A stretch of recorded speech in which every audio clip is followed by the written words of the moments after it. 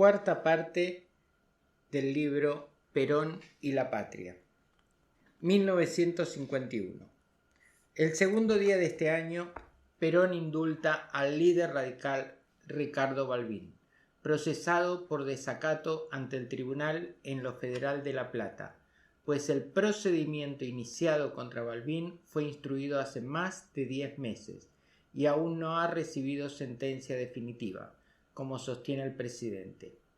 5 de enero. José María Gatica pierde por nocaut técnico en el primer round frente al campeón mundial Ike Williams, quien lo ha volteado por 3 veces en los primeros 2 minutos de pelea.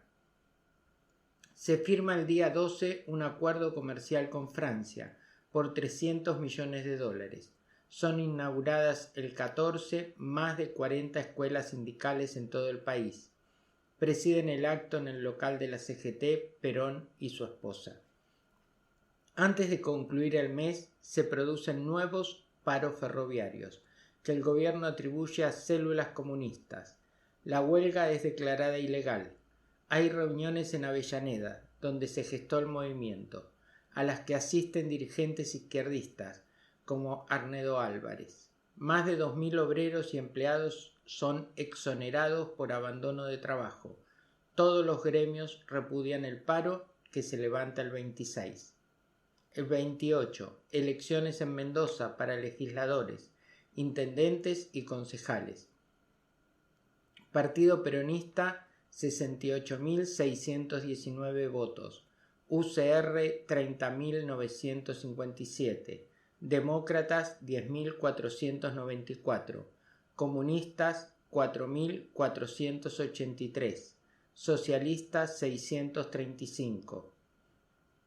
Finaliza enero y asume la presidencia del Brasil don Getúlio Vargas, quien habla al pueblo desde las escalinatas del Palacio Tiradentes, luego de prestar juramento. Lo escucha una inmensa multitud. En el aeroparque de Buenos Aires, Perón inspecciona el Pulqui 2, modernísimo avión de propulsión a reacción que alcanza los límites de la velocidad del sonido, orgullo del Instituto Aerotécnico de Córdoba, donde ha sido construido. Tiene motor Rolls-Royce. Su peso en orden de vuelo pasa las 5 toneladas. Mide 3,3 metros de alto, 10 de envergadura y 11,6 de largo total. 12 de febrero. Parte a la Antártida la primera misión científica argentina, a bordo del Santa Micaela. Perón señala que empresas como esta aseguran la posesión de un derecho. Luego de marchas, contramarchas y presiones inútiles, Gran Bretaña comunica el día 21 que está dispuesta a reanudar las negociaciones comerciales a conveniencia del gobierno argentino, anunciando el envío de una comisión negociadora a Buenos Aires para arreglar tratados. La Cancillería argentina dice que los convenios deben abarcar todo el intercambio con el Reino Unido. El acuerdo se firmará el 23 de abril, disponiéndose el envío a Inglaterra de 200.000 toneladas de carne argentina en 12 meses. Hacia el 27, Perón deja inaugurado el velódromo municipal. Se disputarán en él las pruebas de ciclismo de los primeros Juegos Deportivos Panamericanos. Ese día, un conflicto entre obreros del diario La Prensa termina a balazos. Hay varios heridos y un muerto. El problema enfrenta a la empresa con el sindicato de vendedores de diarios, revistas y afines. La CGT dispone un paro de repudio hacia el matutino. 4 de marzo. Luego de nadar durante 60 horas, el deportista Pedro Candiotti abandona a la altura de Canal Arias su intento de unir a nado la ciudad de Rosario con Buenos Aires. Lo ha vencido el sueño. En sesiones extraordinarias, el día 16, el Congreso Nacional designa una comisión bicameral interventora e investigadora del diario La Prensa. Se estrena Los Isleros. Film nacional con Tita Merelo y Arturo García Burr. 24. Perón anuncia que el 16 de febrero en la planta piloto de energía atómica de la isla Huemul, San Carlos de Bariloche, se han llevado a cabo reacciones termonucleares bajo condiciones de control en escala técnica, bajo la dirección del científico Ronald Richter, un graduado en la Universidad de Praga. Diputados el 11 de abril y senadores el 12 disponen la expropiación del diario La Prensa por deformación tendenciosa de la verdad y restar de todo derecho a mejoras a su personal. Con el antiguo estribillo de la libertad de expresión, la agencia norteamericana de noticias United Press lanzará una campaña de ataque al gobierno argentino en todo el mundo. Hasta el asistente para asuntos latinoamericanos de Washington, Mr. Edward Miller, intervendrá en el asunto, hablando del endurecimiento de relaciones entre ambos países, a raíz de la expropiación decretada. En la sesión del 16 de marzo, el diputado Juan W. Cook va a denunciar la campaña internacional, en un discurso que debiera releerse. Dijo: nosotros estamos con los obreros y estamos contra la prensa, porque la prensa siempre estará contra los obreros y contra nosotros. Esta movilización capitalista internacional a que se refiere el mensaje del Poder Ejecutivo es un hecho concreto que notamos a través de todas las cadenas periodísticas, de las agencias noticiosas, de los diarios que están en manos de los propietarios de minas de cobre o de estaño, de las grandes plantaciones, de todas las compañías con ramificaciones imperialistas en América Latina. Lo notamos a través de todas esas organizaciones de tipo internacional que, sobre texto de la defensa de principios como la democracia y la libertad, que nos son caros a todos los habitantes de Latinoamérica, están en realidad sirviendo, consciente o inconscientemente, a la causa de los auténticos y verdaderos enemigos de la libertad y de Latinoamérica. Sueldo mínimo para los empleados públicos mayores de 18 años, 450 pesos. 13 de mayo. Luego de perder por 2-1 frente a Inglaterra en Wembley, el seleccionado argentino de fútbol se impone 1-0 a Irlanda en Dublín con gol de La Bruna. El 24. Queda habilitado el flamante ferrocarril de Río Turbio, trazado en 5 meses. Para concretar el proyecto hubo que transportar 50.000 toneladas de material, remover 1/5 millón de metros cúbicos de suelo, tender un puente de 70 metros sobre el río Gallegos en 6 semanas, plantar otros 4 sobre el río Turbio, uno sobre el Zurdo y otro sobre el río Gallegos Chico. Se utilizarán 8 pequeñas locomotoras de vapor que estaban sin utilizar en Puerto Madryn desde 1951 y 150 vagones construidos en los talleres del ferrocarril Roca, en Bahía Blanca. Van a comprarse también 32 modernas locomotoras diésel eléctricas de 300 caballos y 600 vagones especiales para transportar 6.000 toneladas diarias de carbón. Asimismo, se anuncia la licitación de obras para el puerto de Río Gallegos. Compitiendo por el campeonato del mundo, Fangio se impone en Berna, conduciendo un auto Alfa Romeo bajo la lluvia, el 27 de mayo. 13 de junio. Estudiantes universitarios enrolados en un plan de agitación comunista crean disturbios en las aulas de algunas facultades. En un tiroteo con fuerzas policiales es detenido el estudiante Mario Bravo, con causa judicial iniciada en el juzgado del doctor Oscar Berlingieri. La CGT condena la acción de fuerzas enemigas de los trabajadores. Dice: las mismas que se opusieron al triunfo del pueblo argentino bajo la siniestra dirección del ex embajador Sprill Braden derrotadas el 17 de octubre de 1945. Sandy Saddler, campeón mundial de los plumas, derrota el 16 por nocaut en el primer round al argentino Oscar Flores sobre la lona del Luna Park. El 20. Se denuncia una confabulación para atentar contra la vida de Perón y Evita, planificada por elementos extremistas. Son arrestados 5 oficiales, un capitán y 4 tenientes confesos. A fin de junio, Saddler derrota al púgil Ángel Olivieri por nocaut en el 5º asalto. 1 de julio, batiendo todos los récords, Manuel Fangio gana en Reims el Gran Premio de Europa. Acusado de pedir sanciones económicas contra la Argentina en una audición radial en los Estados Unidos, el Senado resuelve privar de la ciudadanía a Walter Beberagui Allende el día 4. Los conocidos volantes Juan y Roberto Gálvez inician el 12 un raid por todo el país, propiciando la reelección del general Perón. La gira abarcará desde Tierra del Fuego a Jujuy. Luego de 2 días, el argentino Froilán González y Juan Manuel Fangio se clasifican primero y segundo respectivamente en la competencia automovilística de Silverstone.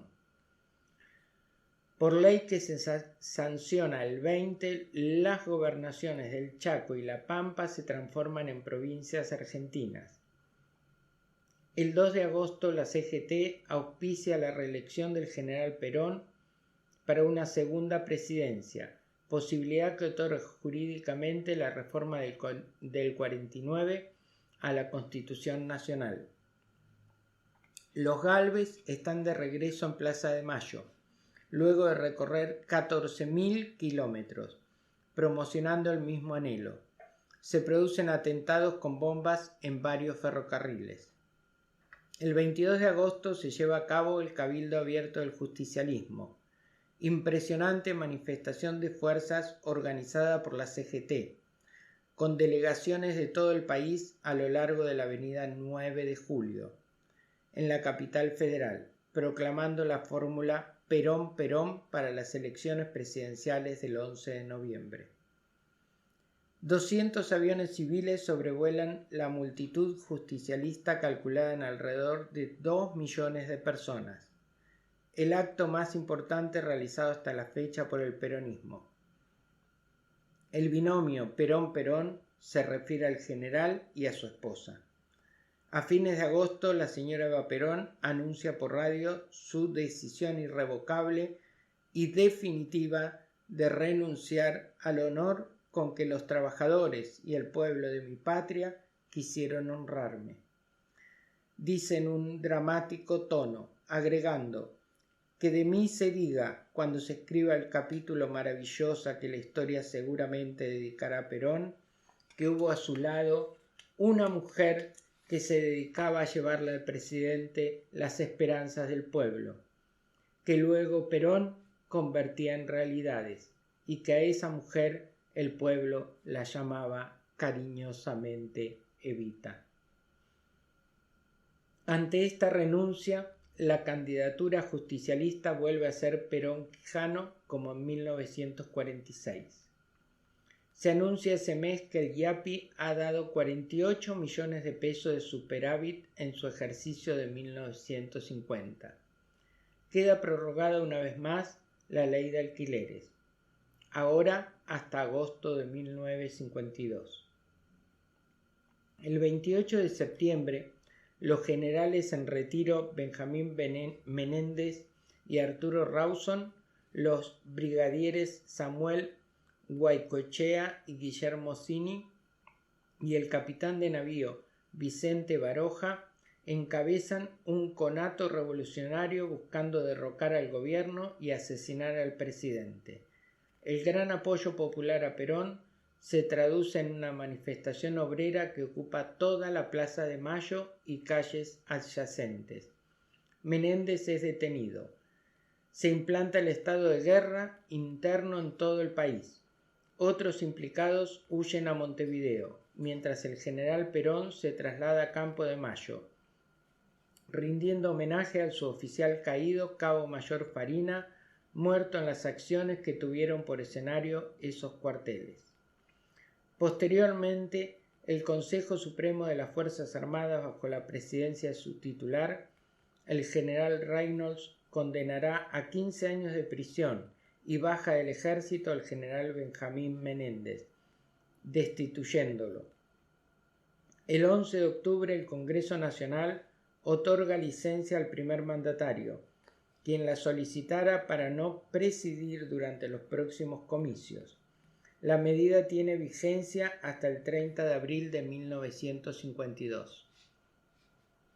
La fecha peronista del 17 es celebrada como todos los años, con una concentración en Plaza de Mayo.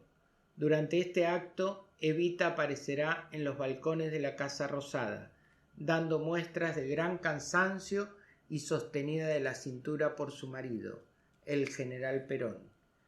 Este será para ella el último 17 de octubre. El 27 se inaugura la Ciudad Estudiantil, obra de la Fundación Eva Perón. Son 5 manzanas que comunican con la ciudad infantil aledaña. Su concepción es única en el mundo. Cada alumno tendrá su habitación y baño, cada pabellón, sala de estudio, biblioteca, comedor, etc. Al triunfar en el Gran Premio de España a un promedio de 158 kilómetros horarios, Juan Manuel Fangio se consagra campeón mundial de automovilismo el 28. El presidente delega el mando hasta el 12 de noviembre. El 3 de ese mes se cancela la campaña electoral justicialista como un homenaje a Evita al ser internada en el Policlínico de Avellaneda para someterse a una intervención quirúrgica. El doctor Ricardo Finoquieto la opera el día 7. El 9 ella hablará por radio, en un mensaje grabado con anterioridad. Hay que ganar por abrumadora mayoría, para que de una vez por todas se convenzan que Perón y pueblo son una misma cosa, exhorta. Para ese año se calcula un superávit de más de 60 millones de pesos en las finanzas nacionales. Las elecciones presidenciales del 11 de noviembre, siempre con comicios fiscalizados por el ejército y recuentos de votos en la misma mesa de sufragios, ante los fiscales políticos presentes, se llevan a cabo con absoluta normalidad. Los resultados finales de todo el país incluyen por primera vez el voto femenino. Partido Peronista, 4.651.975 boletas. UCR, 2.358.860. En la capital federal, el justicialismo acrecienta sus fuerzas en un 172%. El 15, Eva Perón vuelve a la residencia presidencial de la Avenida del Libertador y Agüero, que luego será demolida por el resentimiento de la Revolución de 1955. Y en la noche siguiente habrá en torno al edificio un conmovedor desfile de antorchas, rogando por la salud de la compañera Evita. El general vuelve a asumir la presidencia una vez más, reelecto por incuestionable mayoría. Precaria paz en Corea. Se estipula el cese del fuego al norte del paralelo 38, según el acuerdo realizado en Oanmunjón el 23. La Unión de Naciones supone que se efectivizará el convenio hacia la Nochebuena. A comienzos de diciembre, Perón enuncia el segundo plan quinquenal, un ambicioso proyecto que busca el autoabastecimiento del país en más de 800 objetivos vitales. El 8, Evita dirá por radio: otra vez estoy con ustedes, reasumiendo, al parecer, sus tareas habituales al frente de la fundación que lleva su nombre.